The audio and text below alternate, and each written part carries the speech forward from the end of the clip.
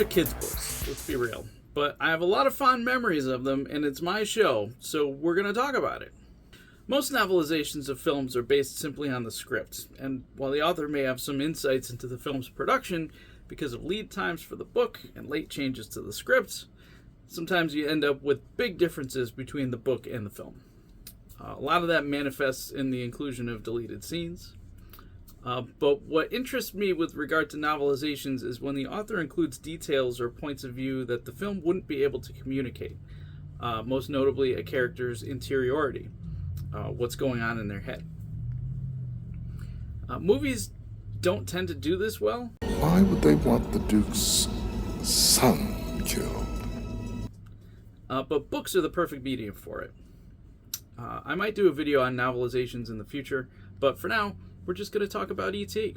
William Kotzwinkle's novelization of E.T. was really interesting because E.T. is a point of view character in it. We learn all sorts of details about him that the film would never be able to communicate on its own, like the fact that he was in love with Elliot's mother.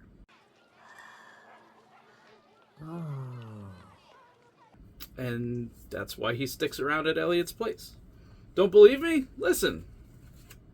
Their gross, tangled tongue meant nothing to him, but the ancient voyager could see their forms clearly now from his hiding place on the sandy hillside. There were the 5 Earth children and... who is that exotic creature with them? His heart light began to glow and he quickly covered it over. Deftly he waddled closer to see more of this tall, willowy being who accompanied the children. She did not have a nose like a bashed-in Brussels sprout, nor the shape of a sack of potatoes, but... He crept a little closer. Okay, party's over. Back in the house. Greg, give me that knife. The clang-banging syllables of her language were meaningless to him, but he sensed that she was mother to this crew. Where was the father, towering and strong? She threw him out years ago, said the green beans. Here's the pizza, said Greg, picking it up. Elliot stepped on it. Pizza? Who said you guys could order pizza? Mary passed under the porch light, and the extraterrestrial gazed at her from his hiding place, thoughts of escape temporarily set aside. Foolish Heartlight, he said to that peculiar organ, which fluttered now. You belong on a pizza wagon. Mary, the mother, is also more fleshed out here than in the film, obsessed with skin creams and prone to attacks of eating buttered and jammed bread. I'll spare you the reading of those passages.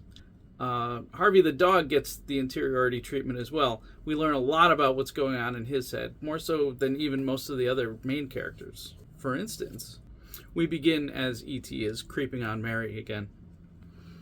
He gazed on as she turned in sleep, dreaming whatever dreams she had, none of which he knew contained a pot-bellied old botanist from outer space. Gently, he placed an M&M on her pillow and crept back down the hall. At the end of it, Harvey the dog was waiting. Harvey's tongue hung out a bit as he stared at the strange being waddling toward him, like a bag of gravy train. E.T. patted Harvey on the head. A current of blips went down the dog's spine and made his tail curl up like a coat hook. He turned around, looked at E.T. Uncurl my tail, will you? The space being tapped the dog's nose, and the tail uncurled. They continued on through the house on their nightly prowl, something they did each evening after everyone else was asleep.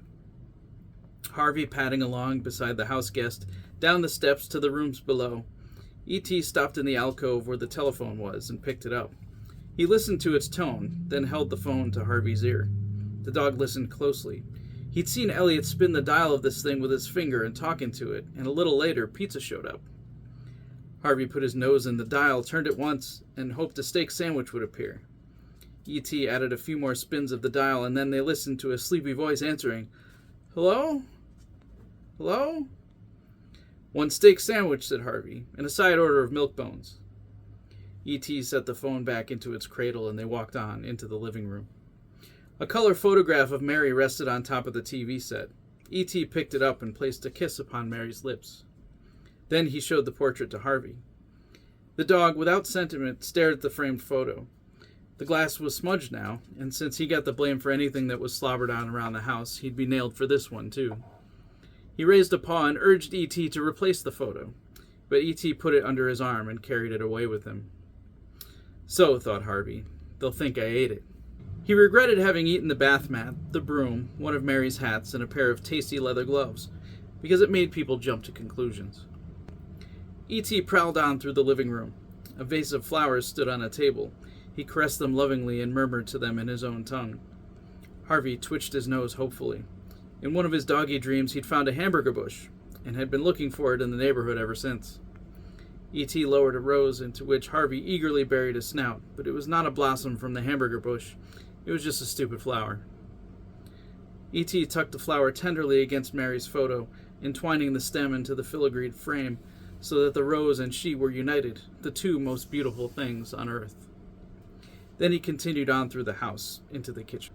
Harvey's tail began to wag, and his tongue circled once over his nose, for this room was the center of all a dog's hopes. E.T. pointed. Refrigerator. Harvey nodded enthusiastically, and a low whimper sounded in his throat. He'd tried for years to get his paw around the handle of this box, but evolution had denied him a thumb. E.T. opened the box, took out milk and a Pepperidge Farm chocolate cake. Harvey whined pathetically, salivating, tail fanning in the air, and E.T. presented him with a leftover pork chop. Harvey fell upon it, joyful little growls in his throat as he tore at the tender meat.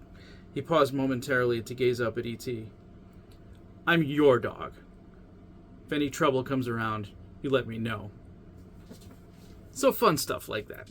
As for interesting stuff that didn't make the final cut, there's a nerdy character named Lance who tries to blackmail Elliot about having an alien in his house, but he eventually does the right thing and tells the cops to look for E.T. By the lake instead of the forest. As far as I can tell, Lance's character was dropped from the script before filming, so I don't think he was ever cast or anything. One thing that seems remarkably consistent, though, is the makeup of E.T.'s homemade transmitter. It's described in the book pretty much exactly as it appears in the film.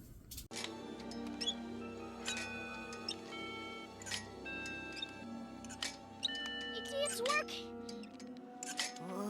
The deleted scenes I remember due to pictures from the E.T. storybook, also by William Kotzwinkle. And it's over here somewhere. Oh, here it is. Yeah. After E.T. has the adventure with the frogs, he starts sketching out some kind of plan for the machine that E.T. makes while he's in the nurse's office. And then he ends up in the principal's office. And Harrison Ford had a cameo as the principal. But I'm sorry, I'll never do him again.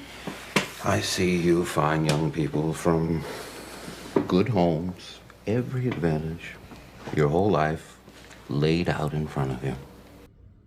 He was definitely in a mode in that year. You ever buy snakes from the Egyptian, Taffy? There's no references to Star Wars in the book, which is funny because, there's all sorts of little nuggets and in-jokes. There's also no direct Elvis Costello references, and maybe you guys don't realize that Elvis Costello's all over this movie. How you feel? What happened in here? He's not really mentioned in the book. There's E.T. recites a lyric. Accidents will happen, but it's only rock and roll. That is not the lyric from the Elvis Costello song Accidents Will Happen. Accidents will happen. But in the film, Michael is singing the song under his breath, and that's, he's singing the actual song, more or less. So many people to see. So many people you can check upon and add to your collection. There are so many people to see.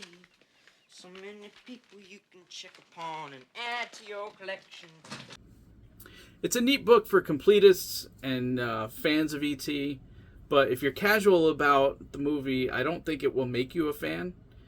If you're like me and you're kind of wary that a rewatch of one of your favorite childhood films might lead to diminishing returns, reading the book might be the way to go.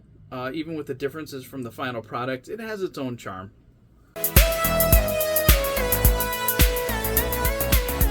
If you're enjoying this video, why not buy my book? Flight of the Pangolin is the story of an intrepid group of heroes who decide to exit the solar system over the objections of an isolationist faction. There's actually a lot more going on than that. There's space pirates, a giant spider for no reason, all kinds of other things. Buy it now online wherever you buy books or at our website, www.thepangolinrepublic.com. You can also get fun t-shirts and random other stuff if you want.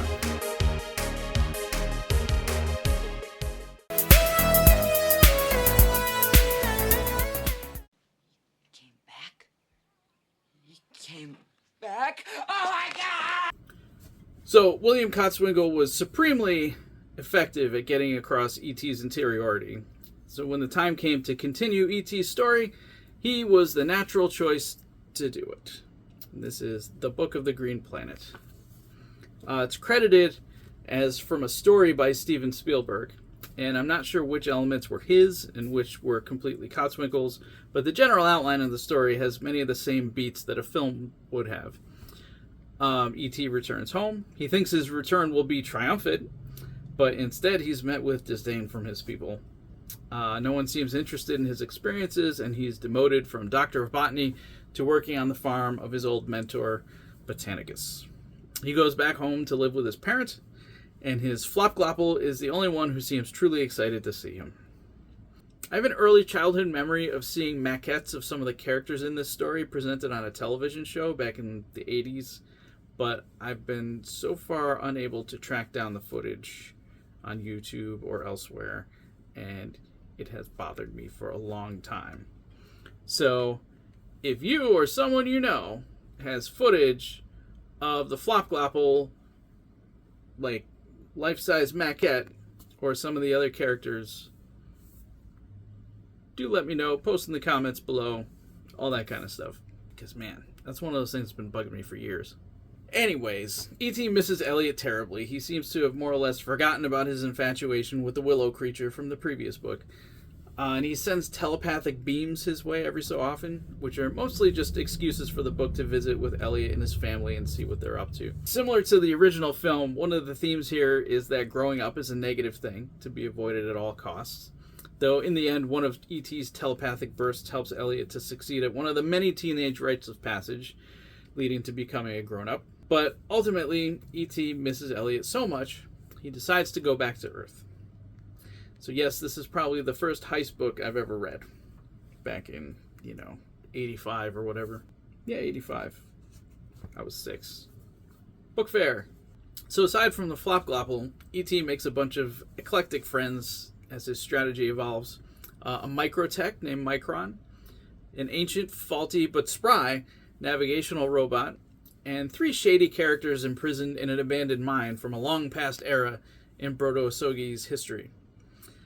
E.T. bribes these guys with temptations of earth riches like closets and bicycles, and promises them that they will all be Burger Kings. There's a lot of these types of jokes in both books, really. This one's probably the best passage for all this kind of stuff. "Who's this El Liyot he's always talking about?" asked Sinistro. "I believe he's a ruler of the fabulous planet Earth," said Electrum. "Thus he would be one of the Burger Kings." The Dark Lords nodded together over this obvious fact, for it would be pointless to cross the universe for anyone less than a potentate of burger. "He will be rich, of course," said Sinistro. "The Earth word for wealth is moolah, and we shall have it, my friends, much, much moolah, and a pogo stick." Sinistro smiled at the ignorance of the others, for he alone had been told about the device. "All the great rulers have a pogo stick. It is kept by their throne for times of emergency. Elliot, the king of Burger, has one in his closet. As you know, we shall each have our own closet." "Truly, this is a mission worthy of our talents," said Electrum. "The little doctor has told it all," said Occulta. "Earth's treasures are uncountable. The Monopoly board, for example, which is worth millions, especially the portion called Boardvark. I must tell you in advance, Boardvark is mine." Sinistro cast a sharp glance at his companion, but said nothing. However, thought Sinistro, when the time comes, we shall see who rules Boardvark from a pogo stick, wearing the helmet of foot and decorated in bicycles. If you think this is hokey, this book might not be for you, but I'm firing on all nostalgia cylinders here. We don't get a ton of world building outside of the botanical aspects of the Asogi culture. There's cities mentioned and something of a defense force to protect the world, but beyond the small glimpses we get, all of that is purposely outside the scope of the story. The majority of E.T.'s culture has basically rejected him, and the story keeps him at arm's length appropriately. It's also important to note that while the book reveals a lot of information about E.T.'s background, it only really does so as the story dictates. And there's no exposition dumps about the setting, history, or characters, etc. And it's very effective. It leaves the reader wanting more, and in this age of digging into every minute detail of every character and setting, it's pretty refreshing. Though I can't help thinking that this book is part of the first wave of trying to satiate that market desire for more of the thing we like. I feel like this book does it right, balancing the need to expand while telling a coherent story that's not bogged down by lore, but rather just uses lore for color. What a crazy idea. There's been talk of a sequel to E.T. at various points over the years, and I always wondered if they'd use this story as the basis or as an in-between story for a sequel where E.T. returns. There's such a risk of doing it wrong, so I was glad nothing ever really materialized.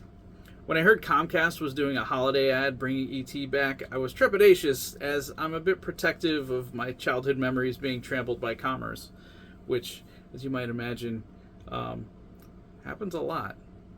But it actually turned out to be quite respectful of the IP, if we can call E.T. an IP.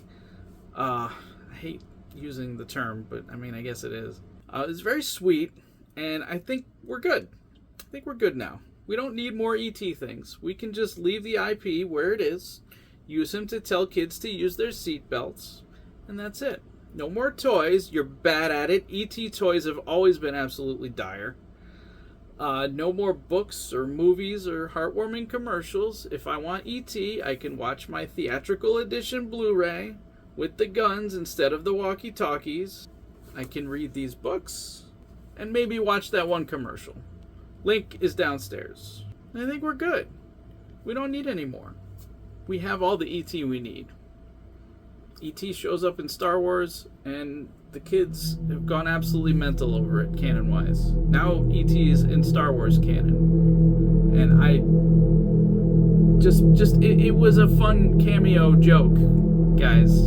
It was like they were trading cameo Easter egg jokes. We don't have to get into the nitty-gritty of how and why E.T. got from a galaxy far, far away to our reality. We don't need it. We don't need any of it. It's just a joke, guys. Anyway, tune in next time when I talk about another book. Bye!